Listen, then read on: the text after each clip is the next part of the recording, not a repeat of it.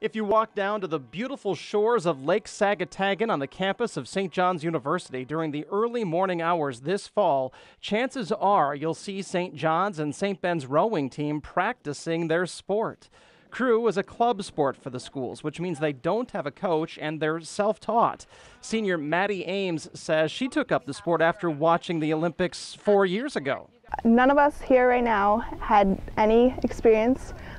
Maybe a few had tried the rowing machines or had heard about it, had tried it maybe once or twice, but nobody had any solid experience. So we're all self-taught from, everyone who's graduated before us. One of their alumni, Matt Schnobrick, realized his Olympic dream qualifying for the 2008 Games in Beijing in an 8-man crew. Ames says they usually have about 30 team members, and a handful of the team members met with me recently and took me out on a short ride, giving me a few pointers. What I'm going to have you do is my stars are going to, in just a minute, lift their oar handles, not their oar blades, just their oar handles up towards their chin. And the ports are just going to stay put, okay? So can I have you lift those blades? So yep, just lift it up. Yep.